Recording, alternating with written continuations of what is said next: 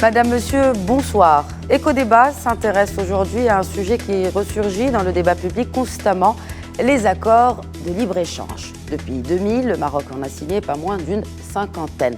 Et bien que l'objectif escompté soit de libérer le flux commercial et booster l'investissement, ce n'est un secret pour personne que le Royaume perd au change dans la majorité de ses ALE. Nous zoomons tout particulièrement ce soir sur l'accord avec la Turquie en vigueur depuis 2006 et qui, année après année, nuit à l'économie marocaine à plus d'un égard.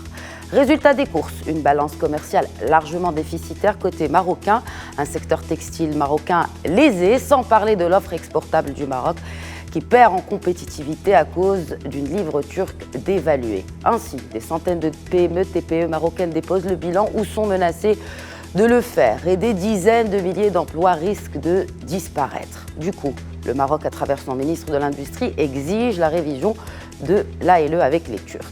Ces derniers, selon les Hafid la LMI, seraient disposés à négocier ou plutôt à renégocier les termes de l'accord. Alors, pour analyser la situation et discuter des solutions à court et moyen terme, avec moi sur le plateau d'Éco-débat ce soir, j'ai le plaisir d'accueillir professeur Abdelatif Mazouz. Bonsoir. Bonsoir. Vous êtes donc président de l'Alliance des économistes Istiqlaliens. En face, et pour représenter le secteur du textile, le président de l'Association marocaine des industries de l'habillement et du textile, Mohamed Boubouh. Bonsoir et bienvenue à vous aussi. Bonsoir et merci pour l'invitation.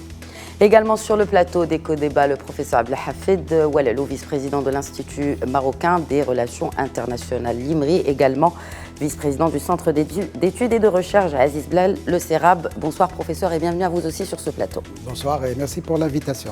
Je vous propose, messieurs, avant de lancer le débat, de revenir sur cette intervention, n'est-ce pas, du ministre de l'Industrie, du Commerce et de l'Économie verte et numérique, Moulay Hafid la LMI.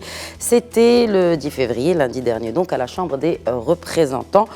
Il a donc affirmé que le textile était, n'est-ce pas, lésé, des dizaines de milliers d'emplois détruits, plus exactement 44 000 comme avancé par le ministre en 2019, plus de 2 milliards de dollars de pertes annuellement pour le Maroc dans le cadre de cet accord de libre-échange avec la Turquie, sans parler des investissements turcs qui sont en deçà des investissements réalisés dans d'autres pays de la région, notamment en Algérie.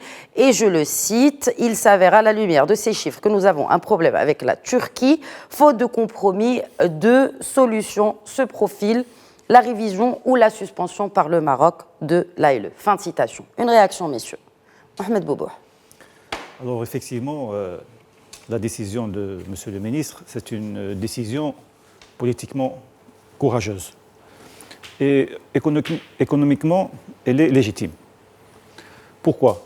Parce qu'effectivement, si jamais on analyse un peu les données, on se retrouve avec un déficit énorme, avec beaucoup de pertes d'emplois. Et c'est une décision, la vérité, qui a été poussée principalement par notre association. Nous étions le premier à crier fort que cet accord de libre-échange, il était vraiment en défaveur du secteur textile habillement marocain. Perte d'emploi énorme, effectivement, et non seulement pour le marché local, mais je pourrais dire que je pourrais segmenter en trois grands sujets ce sujet-là. Alors principalement, nous avons une perte d'exportation, comme vous avez dit, qui est liée à la dévaluation de la monnaie. Actuellement, les grands groupes n'arrivent pas à placer des commandes au Maroc. Pourquoi ? Parce que même les plateformes qui envoient du travail au Maroc ne sont pas compétitifs envers les acteurs turcs, qui sont méga subventionnés par l'État turc. Nous allons revenir à cela. Voilà. Très bien. Deuxième sujet, le marché local, effectivement. Nous avons un grave problème parce que les acteurs turcs qui sont au Maroc, ils sont toujours trop subventionnés. Alors, c'est une concurrence déloyale, frauduleuse. On n'arrive pas à être compétitif, pas parce que c'est un concept du marché local, mais plutôt c'est parce que on n'arrive pas à se placer vers une concurrence qui ne respecte pas les règles de l'OMC. C'est ça le problème. Donc il y a, ce que vous dites là, c'est que la Turquie ne respecte pas les règles de l'OMC. Tout à fait. Très bien. Tout à fait, Nous allons venir en détail sur justement ces pratiques turques. Mais peut-être une réaction du professeur Mazous par rapport à la déclaration de Moulay Hafid al-Alami au Parlement et qui a suscité un vif débat. Honnêtement, je dirais qu'il était temps que quelqu'un dise à la Turquie venez discuter parce que la Turquie a signé un accord avec le Maroc depuis 2006. Enfin, 2004. Il est entré en vigueur en 2006. Et lorsqu'on voit les chiffres, par exemple, le déficit commercial est passé de 2,8 milliards en 2005, c'est-à-dire la veille de l'entrée en application de l'accord, à 10,7 milliards 10 ans après. Il a été multiplié par 4, c'est-à-dire en 2016. Et puis, à fin 2018, il est à 16 milliards, le déficit.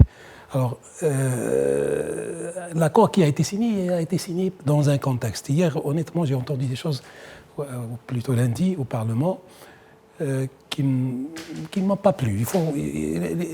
Ceux qui ont négocié et signé cet accord, comme les autres, c'est des patriotes. C'est des gens qui ont travaillé pour permettre à l'économie nationale d'intégrer les chaînes de valeur internationales et d'être présente sur les marchés internationaux et de moderniser les tissus productifs et de diversifier à la fois l'offre et les marchés.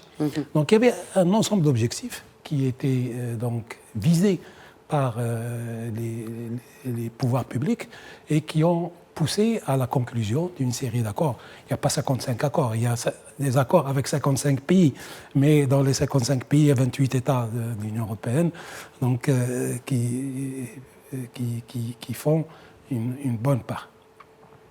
Donc, un accord de libre-échange, il permet un démantèlement des droits de douane, total ou partiel, mais il a des règles. Ces règles, c'est des règles d'origine. Donc, lorsque vous parlez des règles de l'OMC, il y a d'abord le respect des règles d'origine. Il y a des règles de transparence. Lorsque j'ai des procédures ou des tarifs, le Maroc est un élève très sérieux. On est très transparent sur toutes nos règles, ce qui n'est pas toujours le cas de nos partenaires, notamment la Turquie, la Tunisie et d'autres. Donc, et troisièmement, il y a un dispositif qui accompagne chacun des accords, qui s'appelle le règlement du différend, qui s'appelle la défense commerciale et qui s'appelle aussi les clauses de rendez-vous. Normalement, avec la Turquie, on a des réunions régulières de commissions d'évaluation de l'accord qui doit se réunir, qui doit faire le point, qui doit dire ça ne marche pas ici, ça ne marche pas là. Alors, ces réunions avec la Turquie ne sont pas tenues de manière régulière. Et donc, parce que justement... En 14 ans, on ne se réunit pas pour rediscuter de ça. Je pense que c'est la 5e fois en 14 ans, si ma mémoire est bonne. Et lorsque vous êtes dans une situation où vous avez signé un accord sur la base d'un partenariat win-win, c'est-à-dire on vous ouvre le marché, vous nous ouvrez le marché, mais on sait que vous êtes plus puissant que nous industriellement, donc vous allez compenser un peu par l'investissement. L'investissement représente même pas 1% du déficit commercial. Donc, et lorsqu'on voit un peu le secteur d'investissement aujourd'hui de la Turquie, on trouve essentiellement le commerce, donc les enseignes qui sont là, et on trouve également des biens de travaux publics qui viennent pour bénéficier des marchés publics de l'État. À l'exclusion d'un cas, je pense, c'est le Gler, donc, qui est une usine qui a été reprise, si j'ai bonne mémoire, par les Turcs, et qui peut justement améliorer l'offre exportable marocaine dans le domaine textile. Donc, il était temps de faire le point et de dire, voilà, on s'est mis d'accord, on a signé un accord win-win, on est dans une situation win-lose très prononcée, et donc il est temps de faire le point. Très bien. Et si on devait faire le point justement et dresser le bilan de l'ouverture du royaume, professeur Ouelelou, cette ouverture depuis maintenant une vingtaine d'années, beaucoup d'accords de libre-échange ont été signés. Quel bilan feriez-vous de cette ouverture du royaume ? Ben même avant cette date, madame, depuis 1980, le Maroc a choisi la libéralisation de ses échanges commerciaux avec le monde. Dans le cadre, bien sûr, de l'OMC, mais aussi dans le cadre de ses relations avec ses partenaires, à commencer par l'Union européenne, l'accord d'association en 1996, et puis les autres accords de libre-échange. Et qui dit accord de libre-échange dit un accord entre deux parties. Et c'est vrai que le Maroc avait signé une cinquantaine d'accords de libre-échange, surtout avec l'Union européenne, les États-Unis en 2006, puis l'accord d'Agadir avec la Jordanie, la Tunisie et l'Égypte, et puis la Turquie qui a été conclu en 2004 entre M. Jito, à l'époque Premier ministre, et Erdogan aussi, Premier ministre de la Turquie, qui a été mise en œuvre à partir de 2006. Et je pense que pour la Turquie, il faut le placer dans le cadre de cette coopération euro-méditerranéenne, puisque la Turquie a fait partie de cet espace méditerranéen et l'objectif c'était de réaliser un espace commercial ouvert en 2012, méditerranéen je veux dire. Donc il faut aussi rappeler la géopolitique de ces accords. Le Maroc, bien sûr, a des considérations politiques, économiques, financières, commerciaux, humains, culturels, et des fois la considération politique l'emporte sur l'économique et le financier. C'est le cas avec l'Union européenne et avec les États-Unis. Pour ce qui est de la Turquie, bien sûr, il ne faut pas s'arrêter uniquement sur le déficit commercial qui, chaque année, se creuse de 1 milliard de dirhams, un peu plus, avec des pertes d'emplois. On aura l'occasion de parler du textile, du tourisme, de l'agriculture et aussi de l'acier et d'autres secteurs qui sont touchés par cet accord. Pour la Turquie, bien sûr, il y a un problème. Et monsieur le ministre Moulay Hafid Al-Alami, déjà devant la Chambre des conseillers, le 19 novembre, en répondant à une question, avait dit qu'il faut revoir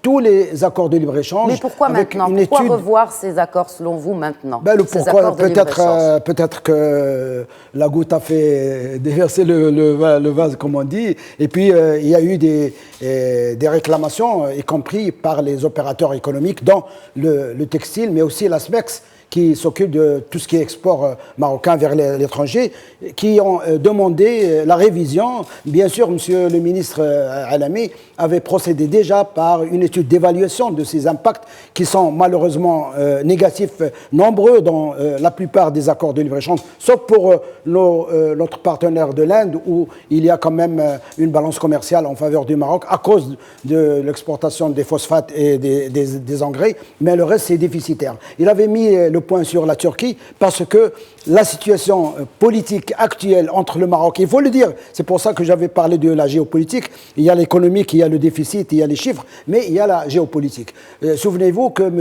Erdogan avait visité l'Algérie, la Tunisie, le Sénégal, et en traversant le Maroc, alors que M. Erdogan avait reçu une invitation de Sa Majesté. La Turquie est intervenue dans le dossier syrien, au nord de la Syrie, et nous suivons la situation, et la Turquie avait décidé d'intervenir aussi militairement en Libye, ce que le Maroc a déjà donné sa position concernant cette question de la Libye, non à l'intervention militaire, y compris par la Turquie. Et il faut dire que les relations entre la Turquie et le Maroc ont traversé des moments plus heureux avec le PJD depuis 2012, mais maintenant il y a un problème, il y a une tension, disons, politique entre le Maroc et la Turquie, mais il y a cet accord de libre-échange qu'il faut revoir pour avoir un partenariat win-win, comme on dit, pour tous les accords de libre-échange. Alors, messieurs, il y a quelque chose qui m'a interpellé, notamment par rapport à l'intervention de Moulay Hafid Al-Alami, mais aussi à d'autres députés. Pourquoi aujourd'hui il y a dissonance au sein d'un seul et même gouvernement au sujet de cet accord de libre-échange avec la Turquie? Je peux répondre. Bien sûr, allez-y. Il y a cette donnée idéologique entre le PJD de la Turquie et le PJD du Maroc. C'est la même école. Et je pense qu'il faut aussi le mettre dans ce contexte que je disais, géopolitique, et que M. Bin Kiran, à l'époque, il avait donné des promesses concernant le soutien du Maroc à l'économie turque. Et nous avons des déclarations qui sont inscrites pour dire que le PJD du Maroc avait joué un rôle très important pour la pénétration turque sur le marché marocain. Maintenant, il y a une autre donne. Il y a une nouvelle politique actuelle au Maroc. Et ce n'est pas une question entre le RNI et le PJD, mais c'est une question d'intérêt national. Très bien. Et que tous les opérateurs économiques posent le problème de ce déficit qui se creuse d'année en année en faveur, bien sûr, de la Turquie. Donc, il y a l'intérêt national qui dicte qu'il faut réviser et même suspendre. Bon, bien sûr, il y a les règles de l'OMC qui sont là, et le Maroc avait adhéré à l'OMC en 1995 après le GATT. Donc, il faut faire avec ces règles. Mais même dans ces accords de libre-échange, il y a des clauses pour renégocier, revoir, réajuster tout accord qui n'est pas bénéfique pour l'une ou l'autre partie. Alors, qu'est-ce qu'il faut réajuster justement, Mohamed Boubou, président de l'Association marocaine des industries du textile et de l'habillement? Quelles sont les clauses à revoir? Les clauses à revoir, à mon avis, premièrement, il faut des protections pour notre secteur. Lorsqu'on demande des protections, c'est-à-dire protection douanière. Deuxièmement, si jamais il y a un accord de libre-échange, il faut respecter aussi ce que nous avons signé au départ. Il faut absolument équilibrer cet accord. Dans quel sens? Nous avons attendu au départ qu'il y aura des investissements turcs, surtout dans l'amont de textile. C'est là où le secteur marocain a une grande faiblesse. Donc, on avait espéré un investissement dans l'amont. Ça n'a jamais été le cas. Comme l'a dit Simezouz, le premier investisseur turc qui est venu au Maroc, il est venu que dernièrement, c'est Karnawal. Cet investisseur, il a reçu un soutien incroyable de la part de Moulay Hafid Al-Alami lui-même. Donc, si jamais il y a un investisseur dans l'amont, nous sommes prêts à l'accueillir les bras grands ouverts. Maintenant, qu'est-ce qu'il faut réajuster aussi? C'est que ces marques turques qui s'installent au Maroc et qui utilisent un dumping incroyable, il faut leur exiger que minimum, voire 40, 50, 60% de ce qu'ils vendent au Maroc doit être fait au Maroc. Il faut quand même protéger l'emploi marocain. Il faut dire aussi que nous sommes devant une situation de désaccord. Pourquoi? Parce que les résultats sont là. Le manque d'emploi, il est là. Je rejoins à ce qu'il a dit Mazouz aussi avant. Hier, j'ai écouté des choses que j'étais vraiment surpris. De qui? Des hommes politiques marocains. Vous savez, moi je suis là, je défends mon secteur, c'est tout. Tout en votre honneur, hein, voilà. En tant que président de l'association. C'est l'intérêt national qui... Exactement. Voilà. Le secteur textile-habillement marocain, il a toujours été compétitif. Ce sujet n'est plus à démontrer. Aussi, ce sujet, il n'a jamais été à la recherche de la rente. Ceux qui veulent utiliser notre secteur comme monnaie d'un soutien idéologique à des régimes extérieurs, étrangers, je pense que ce n'est pas la bonne voie. Il faut être conscient que c'est des milliers et des milliers d'emplois qui sont en jeu. Notre secteur, qui est le premier employeur de la main-d'œuvre au Maroc, qui facture 38 milliards de dirhams à l'export. Nous sommes les deuxièmes après l'automobile. Donc notre compétitivité ne doit pas être remise en question. Par contre, si jamais il faut parler de mesures de soutien, nous avons déjà des résultats avec la partie plan d'accélération industrielle qui était 2014-2020. Et là, nous avons démontré que nous avons créé de l'emploi. Nous sommes le seul secteur qui a créé plus de 50 000 emplois. Par contre, vu l'invasion féroce des marques turques, nous avons perdu beaucoup d'emplois dans le marché local. Donc, qu'est-ce qu'on demande? On demande une protection, c'est tout. Très bien. Quelles sont les clauses, professeur Mazouz, en tant que, je le rappelle, président de l'Alliance des économistes istiqlaliens, quelles sont les clauses, selon vous, à revoir, et d'abord en priorité? Alors, je pense qu'il y a plusieurs aspects à discuter dans cet accord. À commencer par ce qu'aujourd'hui on appelle des listes négatives.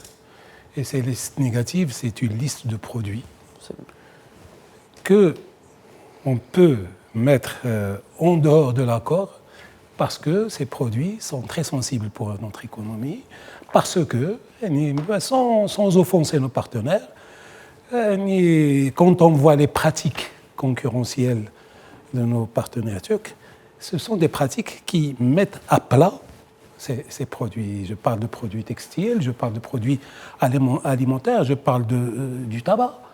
L'industrie du tabac au Maroc a été tuée. J'allais dire, honnêtement, je dis en rigolant, on va empoisonner les Marocains par du poison marocain, ça va, mais par du poison importé qu'on paye en devise, c'est quand même trop. Donc, et il y a d'autres secteurs comme la métallurgie ou la céramique.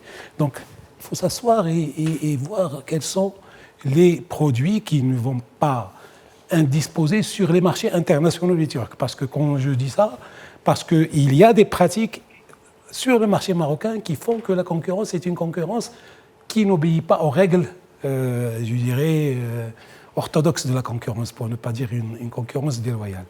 Mais comment le prouver? Alors, comment on peut prouver une concurrence déloyale? Écoutez, je vais vous donner quelques illustrations pour comprendre. Pour le cas du textile, je ne citerai pas de nom, mais il y a 2 marques ici.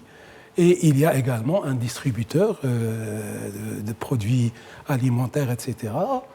Alors, moi je suis un chercheur, donc j'ai fouiné, je regarde des bilans de ces sociétés. Ces sociétés sont déficitaires depuis 3 ans à des sommes astronomiques. Et on éponge les pertes par une augmentation de capital. Cette augmentation de capital vient de...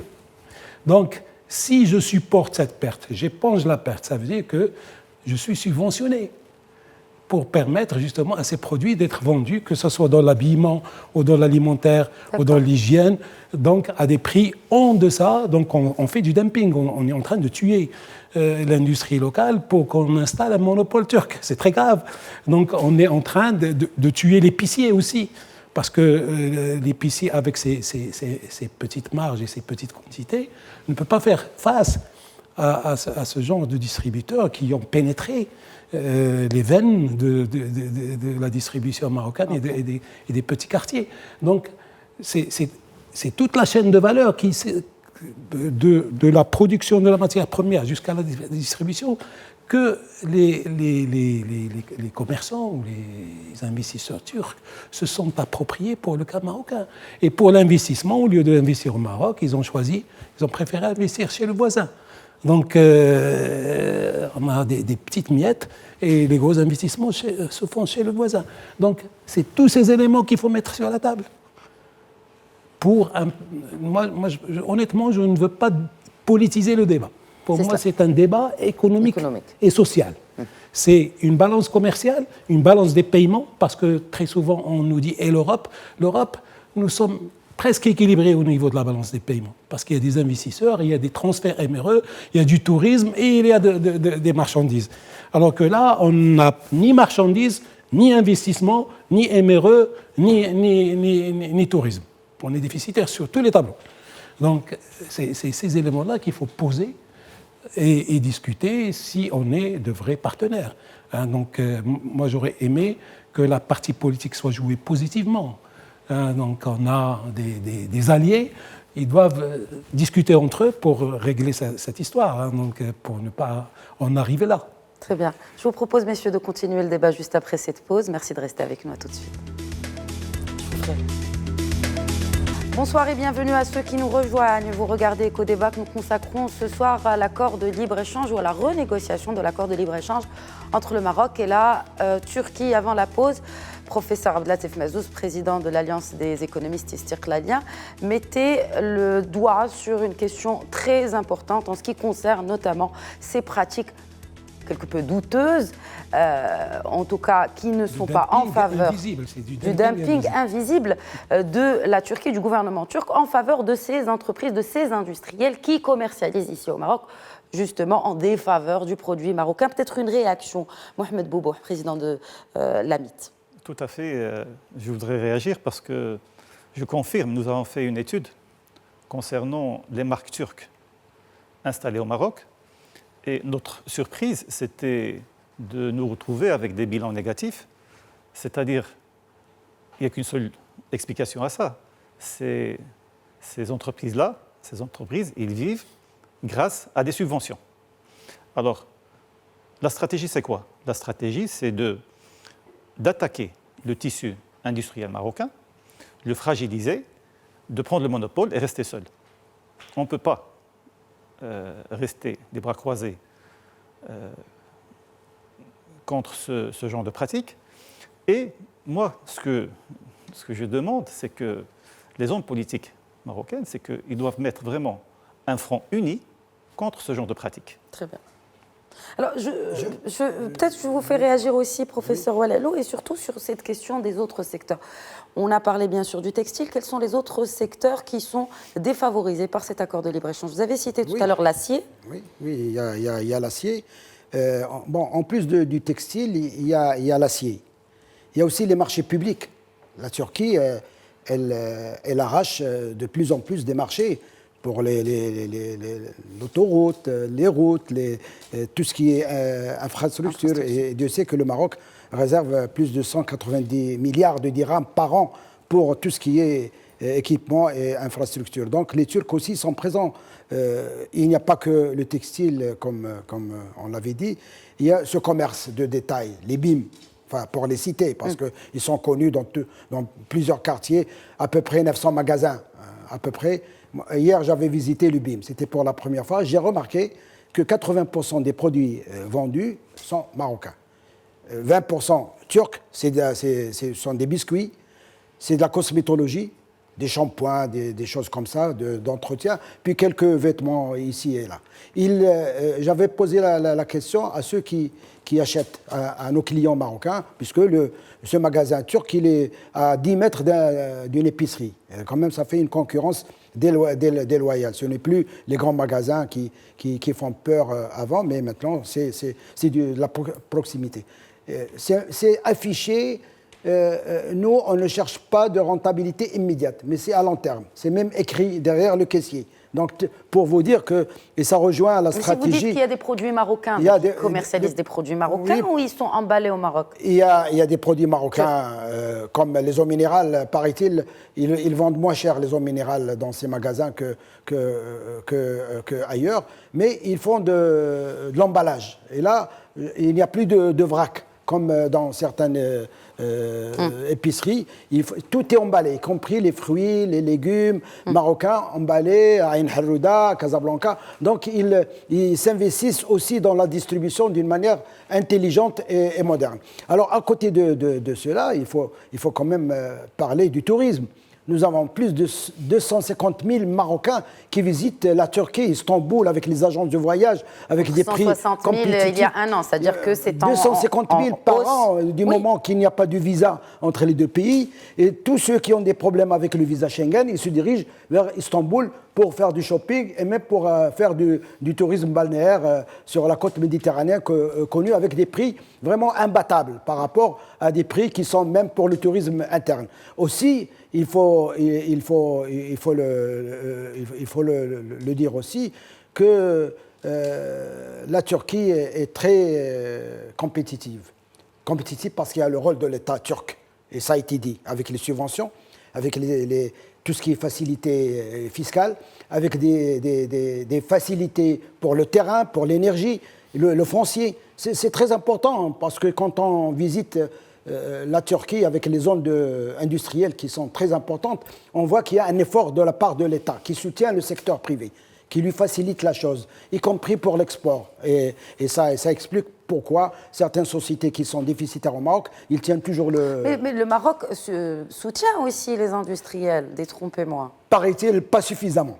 Et c'est pour cela que le secteur privé marocain maintenant demande à Seyed Al-Alami de faire un effort pour le soutien sur le plan financier, le foncier, facilité fiscale. Je pense que c'est un effort qu'il faut faire et le secteur privé, y compris pour le textile, et ça a été dit, et pour tous les secteurs, il y a un effort à faire et le rôle de l'État est très important pour le soutien de l'export marocain. Ça a été dit par la SMEX, par ces SMERS, et je pense qu'il y a des études d'évaluation, d'impact. Il faut maintenant renégocier, et la partie turque a donné son accord lors de la visite de M. Al-Alami à Istanbul dernièrement avec la ministre de l'Industrie et du Commerce. Il y a maintenant un comité mixte qui est en négociation depuis le 15 janvier peut-être, et je pense qu'on va revoir pour arrêter ce dumping invisible, comme ça a été dit par Serb Latif.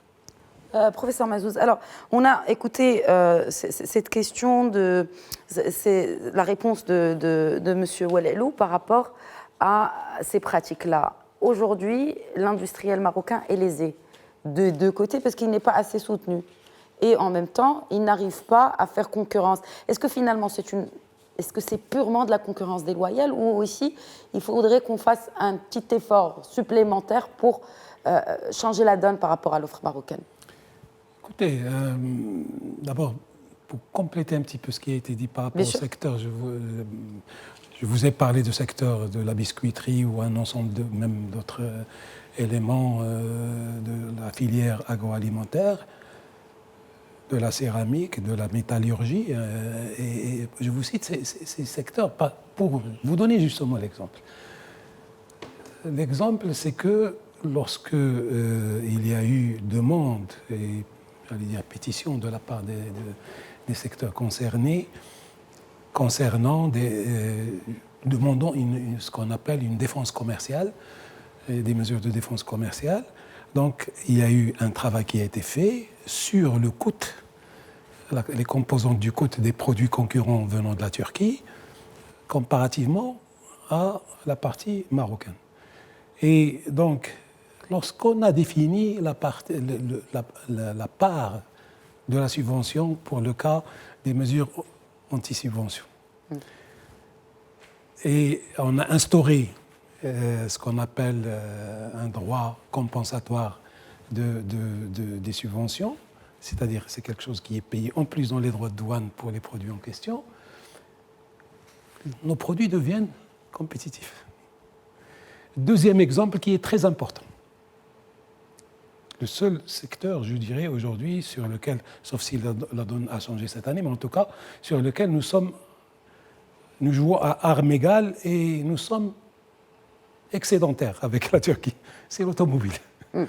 Donc, pourquoi? Parce que ce sont des chaînes de valeur internationales, c'est la même chose qui est appliquée ici et là, et donc, même en termes de soutien, les constructeurs automobiles venant de multinationales ont eu droit à comment on appelle ça, un accord avec le gouvernement, donc avant de s'installer au Maroc. Et donc, du coup, on ne souffre pas sur ces secteurs-là. Vous voyez? Donc, c'est une question d'abord de soutien excessif. L'État marocain n'a pas les moyens de l'État turc pour soutenir de la même façon. Deuxièmement, de dimension du marché. Il ne faut pas oublier que le marché turc lui-même est énorme et donc on produit à des échelles très élevées, en plus des marchés à l'export. Et troisièmement, honnêtement, j'allais dire, si j'étais à la place des Turcs, je me serais très vite assis avec le Maroc pour régler ces histoires, parce que bon, c'est un partenaire, c'est un client, ils peuvent continuer à gagner de l'argent avec le Maroc sur d'autres secteurs, mais il faut débloquer la situation pour des secteurs fragiles et pour lesquels il y a une véritable bataille entre David et Goliath. C'est pas normal. Alors, David et Goliath, mais ceci étant dit, l'offre marocaine elle manque de compétitivité aujourd'hui, notamment dans le textile. Mohamed Boubou, qu'est-ce qui doit être fait sur cette question? Les premières mesures. Je pense que nous avons un grand problème qui s'appelle les règles d'origine. La Turquie, c'est une stratégie de libre circulation douanière. Donc, ils peuvent vendre en Europe, même si jamais ils importent un tissu asiatique, à très bas prix, et le vendre sans droit de douane. Le Maroc est pénalisé. Pourquoi? Parce que l'Union européenne, il nous impose la double transformation, voire envers les États-Unis, la triple transformation. C'est pour protéger leur propre tissu productif, ce qui est normal, quoi. Enfin, c'est de bonne guerre, quoi. Tout à fait. Mais ils ne le font pas avec les Turcs. Ah. Voilà. Autre chose, ce qu'on trouve que c'est injuste, c'est qu'il ne faut pas segmenter l'Afrique. Pourquoi? Il y a des pays qui l'ont et des pays qui ne l'ont pas. Autre chose, l'État turc, il est subventionné par l'Union européenne d'une manière incroyable. Donc c'est un flux d'argent. Donc ils ont les moyens de subventionner leur industrie. D'accord? Effectivement, l'État marocain n'a pas autant de subventions pour nous subventionner. Mais nous sommes en train de voir, et on remercie dans ce sens Moulay Hafid et le ministre des Finances, Simi Chaïboun, parce que nous avons commencé maintenant avec un dialogue politique qu'il faut changer les règles d'origine. C'est le moment. Parce que sans le changement de ces règles-là, on ne sera pas compétitif. Mais, alors, outre ces règles-là, je parle vraiment du produit en soi. Est-ce qu'aujourd'hui, le produit marocain est compétitif par rapport à celui produit en Turquie? Tout à fait. Comme j'ai dit avant, la compétitivité du produit marocain n'est plus à démontrer. Le Maroc exporte 38 milliards de dirhams. Ça veut dire quoi? Nous attaquons le mass market, nous attaquons la moyenne gamme et aussi la haute gamme. Donc, notre produit, il est vraiment compétitif. Maintenant, si jamais on veut s'orienter comme étant exportateur, mais envers le marché local, comme il y a des géants qui sont déjà implantés, effectivement, nous aurons besoin d'un soutien, je dirais, assez important de l'État pour pouvoir faire face à ces mastodontes qui sont déjà implantés. Sous quelle forme? Alors, nous avons le savoir-faire. Qu'est-ce qui nous manque? Ce qui est cher, c'est les points de vente. Alors, un soutien en loyer, un soutien en aménagement, un soutien en créativité, là, on aura vraiment un argument assez important pour dire maintenant, les exportateurs, on veut s'implanter dans le marché local. Très bien. Et qu'en est-il de l'export? Oui, professeur, oui, voilà, peut-être une réaction. Qui revient toujours, même ça a été démontré avec l'Union européenne quand on avait signé cet accord de libre-échange, c'est la question de la mise à niveau de nos PME. Et c'est central. Je pense que, bon, heureusement que Sa Majesté actuellement s'intéresse beaucoup aux PME, au financement et aux PME et petites et moyennes. Je pense que c'est une clé quand même qu'il faut prendre au sérieux. Il faut tout faire pour mettre à niveau notre tissu industriel, pour avoir cette compétitivité souhaitée. Et c'est vrai que le produit marocain est très compétitif. Quand on voit dans des marques européennes, j'étais en Espagne il y a 15 jours, il y a des produits marocains qui sont très... Le Made in Morocco, oui, finalement, est très avec demandé. Le Made de Bangladesh, Philippines, Portugal et Turc, le produit marocain est très recherché, il est bien vendu. Et c'est aussi de la haute gamme. Ce ne sont plus des produits de basse gamme, mais je pense que le Maroc a sa place au niveau international. Il suffit maintenant que l'État accorde plus d'intérêt, plus de facilité, plus d'incitation fiscale au secteur privé pour qu'il soit vraiment compétitif, pour qu'il soit vraiment soutenu d'une manière... aussi, il faut faire un effort pour la promotion, pour le marketing. Allez voir le marché turc et l'étudier, comme c'est le cas pour le marché américain. Très difficile à pénétrer, mais il faut faire cet effort. Il faut aller voir le marché turc pour encourager les PME, comme c'est le cas maintenant pour l'Afrique et pour l'Union européenne. Je pense que c'est un effort collectif qu'il faut faire, le secteur privé, l'État et bien sûr cette question du déficit qu'il faut dépasser le plus tôt possible dans le cadre de ces négociations qui sont en cours à Istanbul et à Rabat. Oui, monsieur Bourgoin. Juste pour terminer la question de la compétitivité du secteur marocain, il faut dire que nous sommes passés par plusieurs étapes et par plusieurs pays qui ont laissé un grand savoir-faire au Maroc. Les années 80, c'était les Allemands. Après, les années 90, les Anglais. Et puis après, les Italiens et les Espagnols. Donc, il y a un know-how incroyable. C'est un patrimoine maintenant qui est au Maroc. À part ça, l'État marocain, il a eu la sagesse d'envoyer des ingénieurs étudier dans des écoles comme l'École nationale supérieure des industries textiles de Mulhouse. Et après, nous avons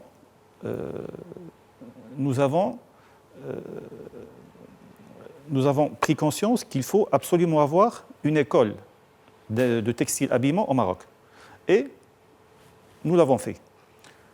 Pour dire que notre secteur, il est très très bien, et pour dire que notre secteur, c'est un employeur indiscutable, le taux d'insertion de l'ESIT actuellement, il est de 94%. Il n'y a pas une seule école au Maroc qui a ce taux d'insertion. Ça veut dire quoi? Ça veut dire que si jamais on s'intéresse à ce secteur-là, on ne peut que doubler, voire tripler le nombre d'emplois que nous avons actuellement. Mais moi, quand je parlais vraiment de compétitivité, je parlais, et peut-être que je n'ai pas précisé ce point, c'est le Made in Maroc en tant que marque. Une marque marocaine, comme ce que font ces marques turques qui s'installent. Pourquoi nous ne pouvons pas peut-être aussi aspirer à cela et avoir une marque compétitive à l'international qui soit marocaine?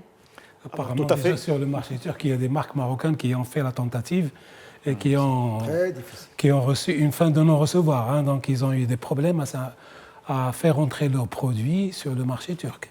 Parce qu'il y a des taxes extra-douanières aussi.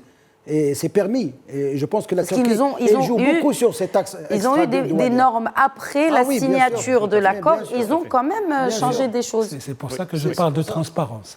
C'est-à-dire, lorsque vous amenez vos marchandises, vous arrivez, vous trouvez une règle nouvelle. C'est cela. Sans qu'elle soit discutée avec la deuxième partie, avec l'autre partie. Il y a normalement des délais, il y a des informations, etc. Nous, dès que ça arrive même, parce que comme nous respectons nos accords de libre-échange avec tous les autres partenaires, dès qu'il y a un projet de loi qui n'est même pas encore approuvé par le gouvernement, il est mis dans le site de SGG et de la primature, et tout le monde le sait, et on reçoit même des remarques de la part de nos partenaires qui sont prises en considération, ce qui n'est pas toujours le cas de tout le monde. Hein, donc, Oui, peut-être vous vouliez finir votre idée. Tout à fait. Pour revenir au branding Made in Morocco, maintenant les exportateurs ils s'intéressent au marché local. C'est un marché de plus de 40 milliards de dirhams. Donc les exportateurs ils voudront bien prendre une petite partie de ce gâteau-là. Maintenant, comme j'ai dit avant, nous avons un grave problème, c'est les points de vente. Nous sommes maintenant en train de discuter avec les équipes du ministère de l'Industrie pour voir quel mécanisme on pourrait mettre en place pour faciliter l'implantation d'une marque marocaine, premièrement dans le marché local, voire aussi à l'exportation pour l'Europe. Et effectivement, le savoir-faire est là. Nous pouvons imaginer rapidement une success story, une réussite de plusieurs marques marocaines qui peuvent s'implanter et qui peuvent vraiment non seulement attaquer le marché marocain, mais avoir aussi une belle place dans le marché européen et voir aussi d'autres marchés. Très bien. L'informel dans tout cela, messieurs, nous n'avons pas parlé d'informel, puisqu'il y a aussi des produits importés de Turquie, mais de manière informelle. Cette question de l'informel que pose à chaque fois la CGM, mais aussi tout le Maroc, puisque parce qu'on a parlé ça représente 45%. Déjà du manque de transparence dans les circuits dits formels, mais qu'en est-il de l'informel aussi? Il y a beaucoup de produits qui sont importés de Turquie de manière informelle, qui ne parlent même pas de la qualité de ces produits. Ça, c'est vraiment un problème national. L'économie de rente l'informel sont deux sujets qui sont sur la table en discutant du nouveau modèle économique pour bientôt. Je pense qu'il faut s'attaquer à ce secteur informel pour trouver des alternatives, pas pour le détruire, parce qu'il joue un rôle très important sur le plan social, la création d'emplois, cette classe moyenne de commerçants, etc., elle est là. Il faut quand même trouver des solutions alternatives et il faut aider à faire pénétrer tout ce qui est informel dans le formel. Et je pense que le soutien des PME, dans ce sens, pourra donner des solutions alternatives à ce problème d'informel qui représente quand même 45% de notre économie.